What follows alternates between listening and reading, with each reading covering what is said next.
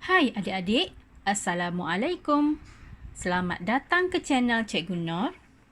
Tajuk kita pada hari ini ialah penjodoh bilangan.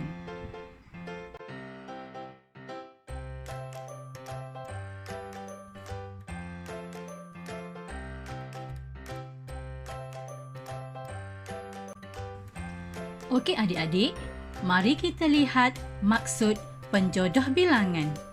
Penjodoh bilangan ialah kata yang digunakan bersama-sama dengan kata bilangan dalam sesuatu ayat. Contohnya, Ali ada seekor kerbau. Kata bilangan ialah se dan penjodoh bilangan ialah ekor. Ani ada 3 helai baju. Kata bilangan ialah 3 dan penjodoh bilangan ialah helai.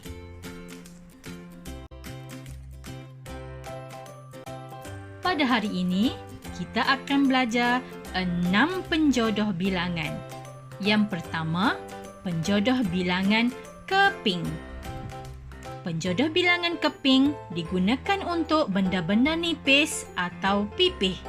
Contohnya, sekeping roti, sekeping papan, sekeping kad, sekeping gambar, sekeping biskut, sekeping tanah. Untuk pengetahuan adik-adik, se itu membawa maksud satu. Se bermaksud satu. Di sini, cikgu ada menyediakan contoh berdasarkan gambar. Mari kita lihat sama-sama. Yang pertama, 2 keping roti. Kedua, sekeping papan. Ketiga, sekeping kad ucapan. Dan yang keempat, 2 keping biskut.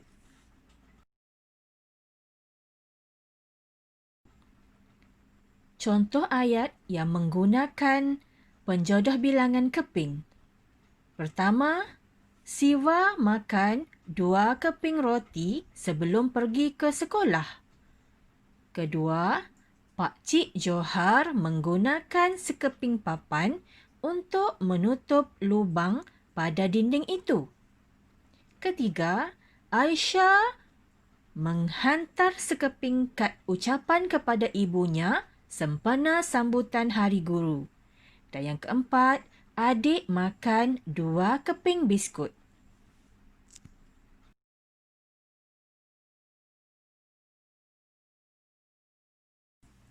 Penjodoh bilangan yang kedua ialah butir. Penjodoh bilangan butir digunakan untuk benda-benda yang bulat atau kecil. Contohnya, sebutir telur, sebutir peluru, sebutir beras dan sebutir manik. Mari kita lihat contoh penjodoh bilangan butir berdasarkan gambar. Yang pertama, 3 butir telur. Yang kedua, 2 butir peluru. Yang ketiga, beberapa butir manik. Dan yang keempat, beberapa butir beras. Okey adik-adik, mari kita lihat contoh ayat yang menggunakan penjodoh bilangan butir. Yang pertama, emak merebus 3 butir telur. Yang kedua, Abang Sufian menjumpai 2 butir peluru di belakang rumahnya. Yang ketiga, Jane menjahit beberapa butir manik pada baju barunya. Dan yang keempat, adik telah menumpahkan beberapa butir beras ke atas lantai.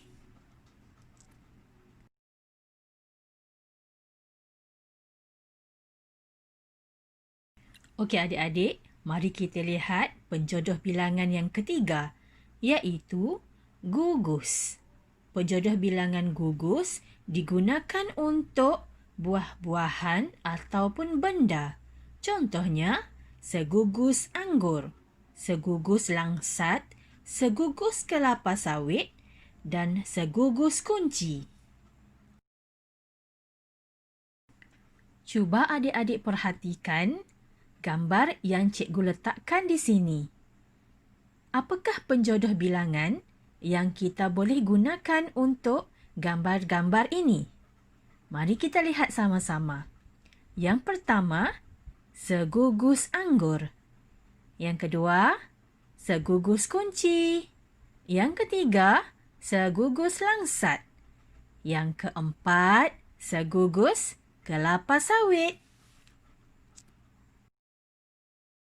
Seterusnya, mari kita lihat contoh ayat yang mengandungi penjodoh bilangan gugus. Nombor 1, Latifah makan segugus anggur. Nombor 2, Encik Rahim memegang segugus kunci rumahnya. Nombor 3, Pak Majid memberi ayah segugus langsat.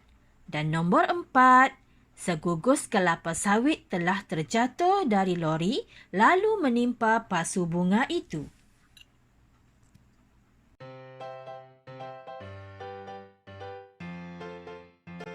Seterusnya, mari kita lihat penjodoh bilangan yang keempat, iaitu ikat. Penjodoh bilangan ikat digunakan untuk benda-benda yang diikat. Contohnya, seikat kayu, seikat lidi, seikat sayur, seikat papan, dan seikat rambutan. Okey. Berdasarkan gambar yang cikgu letakkan di sini, boleh adik-adik nyatakan penjodoh bilangan yang sesuai? Mari kita jawab bersama-sama. Yang pertama, seikat sayur sawi. Yang kedua, seikat lidi. Yang ketiga, seikat kayu. Dan yang keempat, seikat rambutan. Okey adik-adik, mari kita bina ayat menggunakan penjodoh bilangan ikat. Yang pertama, Dewi membeli seikat sayur sawi di pasar tani. Yang kedua, Juli menyapu sampah dengan seikat lidi. Yang ketiga, Nabir membawa pulang seikat kayu api dari hutan. Dan yang keempat, Ayah memberi seikat rambutan kepada jiran sebelah rumah kami.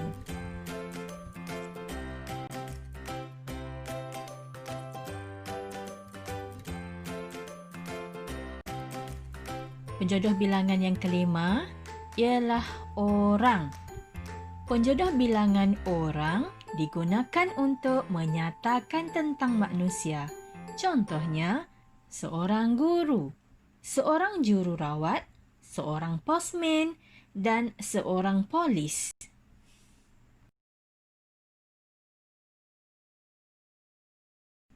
Lihat gambar di bawah ini. Mari kita sama-sama nyatakan penjodoh bilangan yang sesuai untuk gambar ini. Yang pertama, seorang guru. Yang kedua, seorang doktor. Yang ketiga, seorang postman. Dan yang keempat, seorang polis.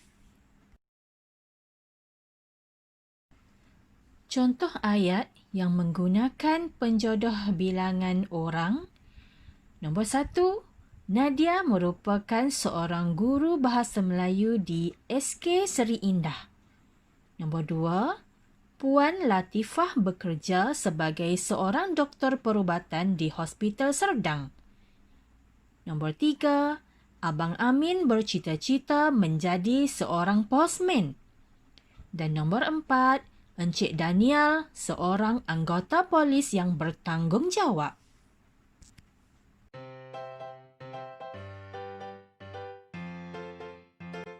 Penjodoh bilangan yang keenam ialah botol. Penjodoh bilangan botol digunakan untuk benda-benda yang diisi dalam botol. Contohnya, sebotol jam, sebotol kicap, sebotol sos cili, sebotol susu, sebotol air mineral. Cuba adik-adik nyatakan penjodoh bilangan bagi benda-benda yang terdapat di dalam gambar ini. Yang pertama, 2 botol air mineral. Yang kedua, 3 botol kicap. Yang ketiga, sebotol sos cili. Dan yang keempat, sebotol susu. Mari kita lihat contoh ayat yang menggunakan penjodoh bilangan botol. Nombor 1, Cikgu Aminah membeli 2 botol air mineral. Nombor 2, Ibu meminta abang membeli 3 botol kicap di kedai Pak Abu. Nombor 3, adik mengambil sebotol sos cili di atas almari. Dan nombor 4, Salwa minum sebotol susu kambing.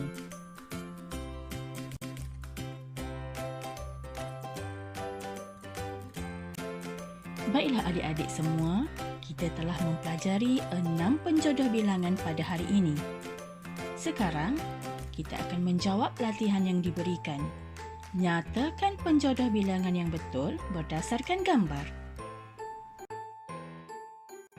Yang pertama, seikat sawi.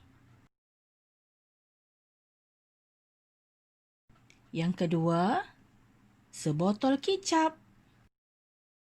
3, seikat kayu api. 4 biji telur. 5, seorang doktor. 6, segugus kunci. 7, 2 keping roti. Dan yang ke-8, 2 keping biskut.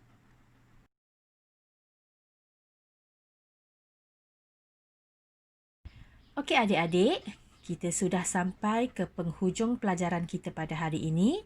Kita akan sambung lagi pelajaran kita bertajuk penjodoh bilangan pada kelas yang akan datang. Sampai jumpa lagi. Bye.